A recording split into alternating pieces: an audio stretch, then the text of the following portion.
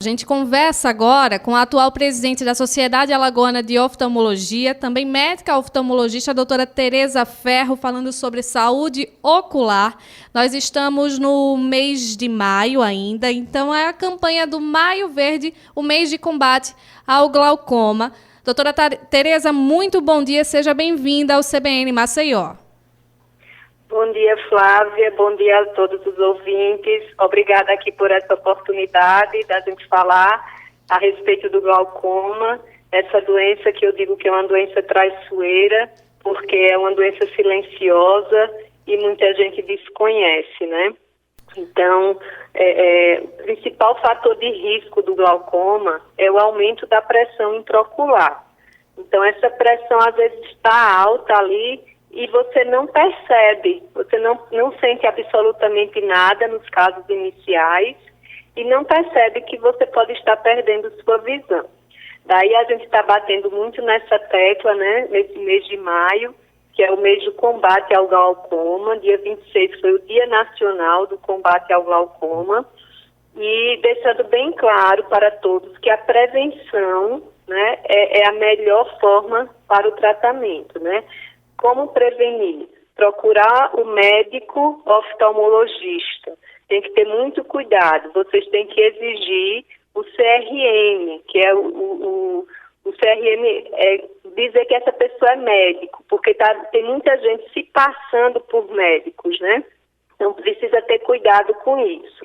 O glaucoma, ele não tem cura, mas ele tem tratamento. Então a gente precisa procurar se tratar.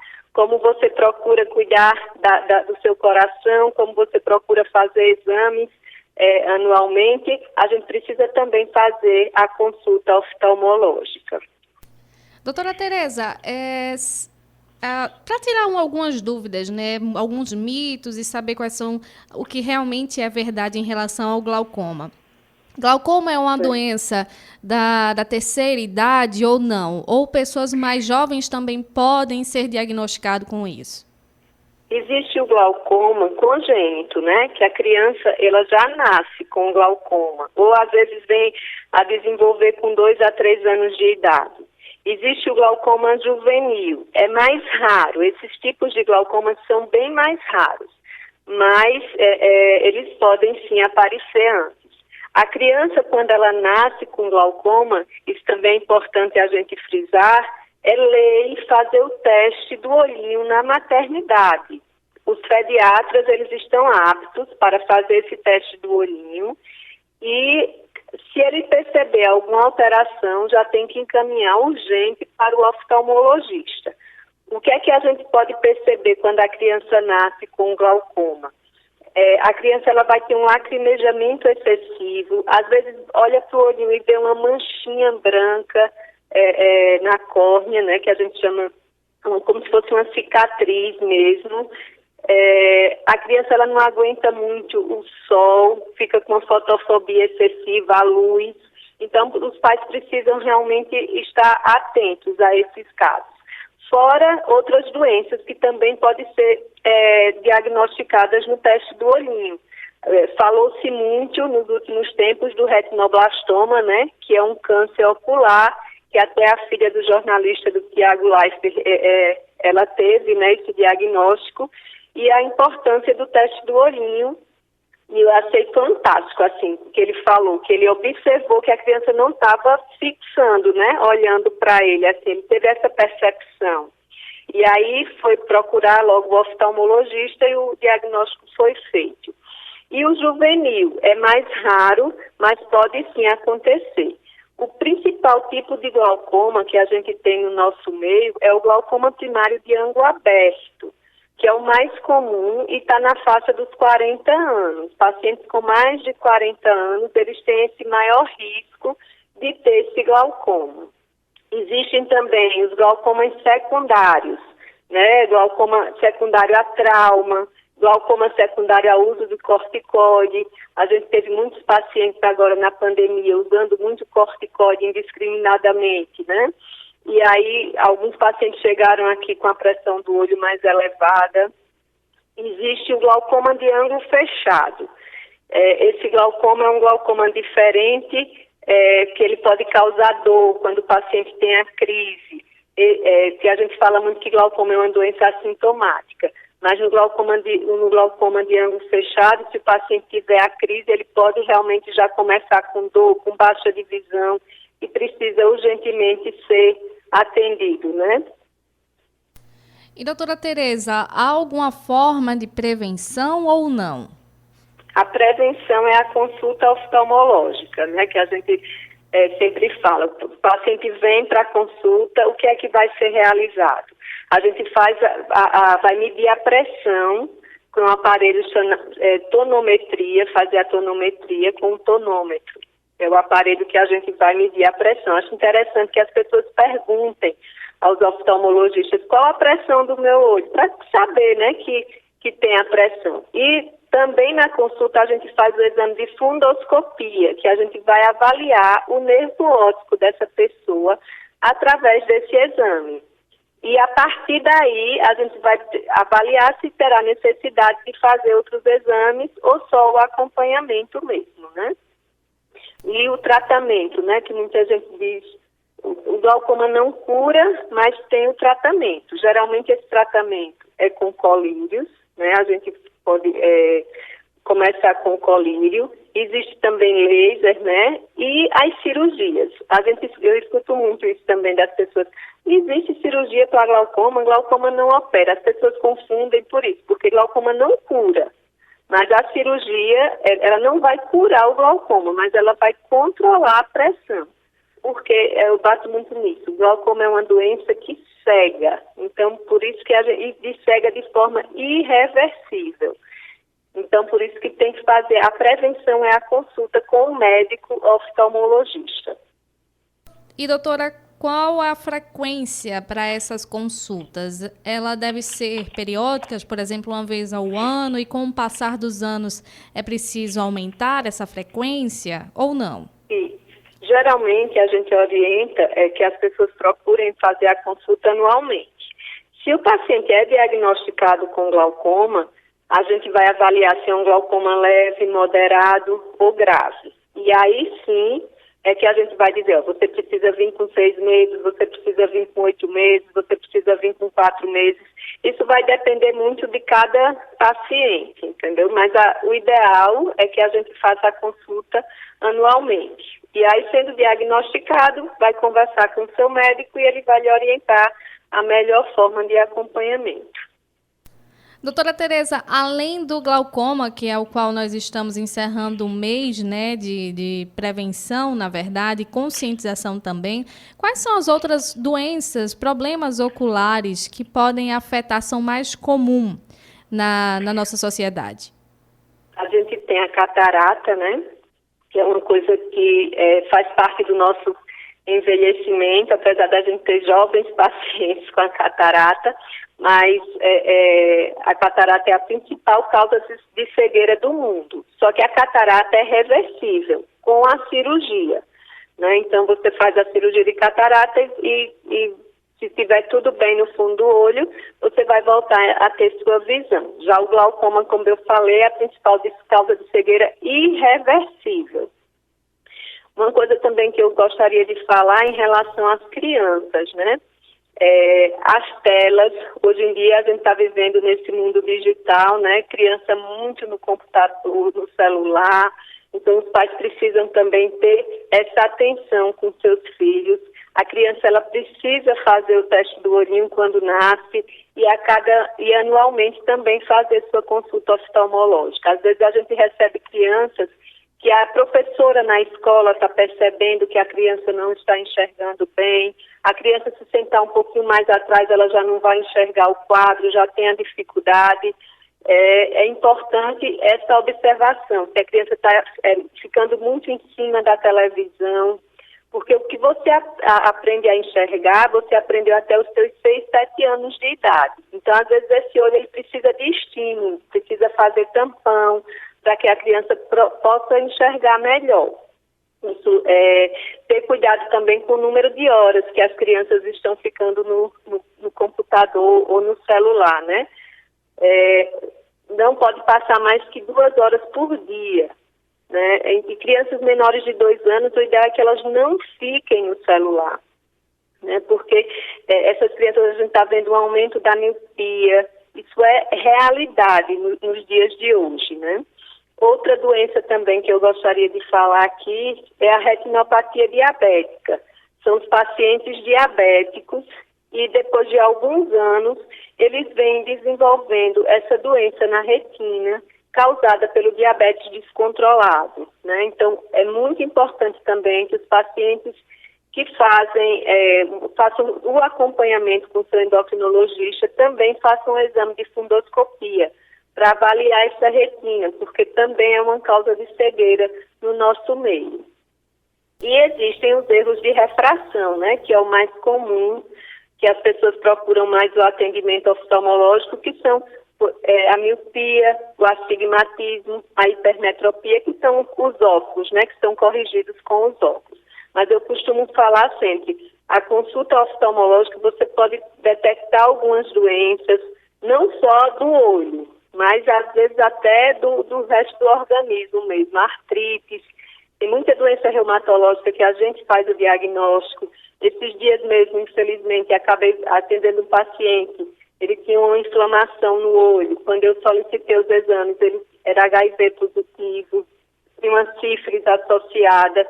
Então, a gente faz muito diagnóstico com a consulta oftalmológica, com o médico oftalmologista, lembrando sempre disso. Cuidado com esses exames, essas histórias aí de exame de graça, que eu pego muito paciente cego por causa disso. Que a oftalmologia não envolve só os óculos, né? Então, é tudo isso que eu falei. Então, tem muita gente aí fazendo consulta, entre aspas, e não são médicos, e só vendendo os óculos. E a gente termina, a população é quem é mais agredida com isso. Porque quando chega para a gente, doutora, estou de óculos novo e não estou enxergando nada. Eu peguei um paciente de 32 anos esses dias, nessa situação, com pressão altíssima. Eu operei esse paciente nas pressas. Infelizmente, um olho a gente não teve muito o que fazer, mas o outro, graças a Deus, a gente conseguiu segurar a visão dele. E, doutora Tereza, hoje não com tanta frequência como antigamente, mas ainda há pessoas que fazem esse tipo de situação. Lembra daquela época em que se experimentava óculos até achar, eu consigo enxergar com esse aqui, então esse é o meu óculos. O óculos já vinha com grau. Quais são os problemas que podem advir desse tipo de atitude, desse tipo de ação? Dor de cabeça, né? É uma coisa que os pacientes eles relatam muito quando eles chegam aqui com esses óculos mal prescritos, né? Muita dor de cabeça, que não está enxergando. Tem paciente que fica até nauseado, né? Reclama muito disso. É muito importante que antes dos 40 anos você faça a sua consulta com a pupila dilatada. Precisa dilatar a pupila. E aí, às vezes, não dilatam, principalmente crianças, passam um grau totalmente errado e a criança, às vezes, chega aqui com um grau totalmente desnecessário e um grau errado, né? E pode causar, eu vejo muita gente reclamando disso, de dor de cabeça, de mal-estar com os óculos. Doutora Tereza, é importante lembrar que a saúde ocular ela deve ser preservada, né, desde o nascimento. Como a senhora falou, o teste do olhinho e assim vai. E a gente deve levar as crianças ou adolescentes frequentemente, né, periodicamente, ao oftalmologista. Então, é importante procurar um oftalmologista onde ele tenha, né, o seu certificado, tenha a sua atualização ali, tudo direitinho, e que você possa realmente se certificar de que você está com um profissional competente, um profissional que vai poder lhe ajudar, lhe orientar da melhor forma. Como é que a sociedade tem ajudado com que a população possa ir atrás desse profissional? Olha, a gente tem procurado informar bastante, né, os pacientes, porque a oftalmologia é uma especialidade médica cercada de mitos, né?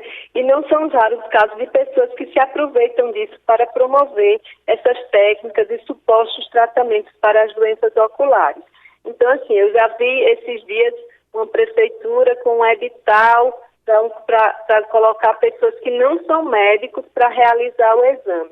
Tem que fugir disso, né? A sociedade está procurando informar, está procurando fazer alguns atendimentos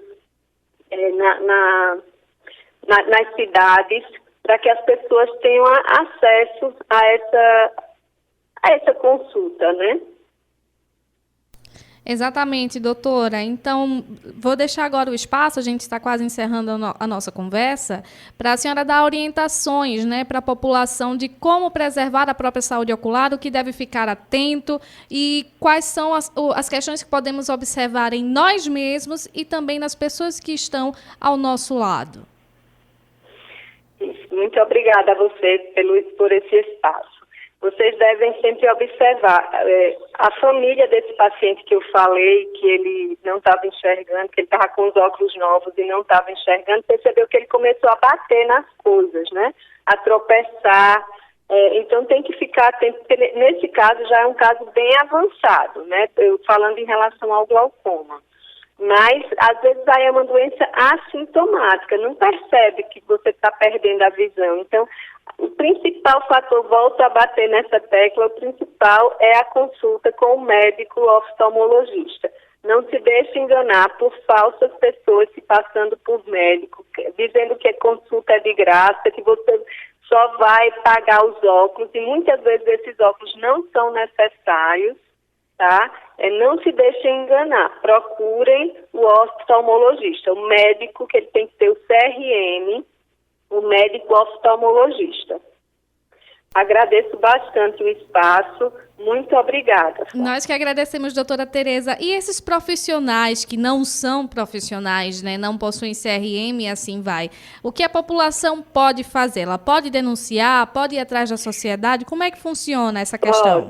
Pode denunciar para a gente. A gente tem um advogado do Conselho Brasileiro de Oftalmologia, que a gente já está fazendo essa parceria com o CRM, o Conselho Regional de Medicina, o Conselho Brasileiro de Oftalmologia e a Sociedade Alagoana de Oftalmologia.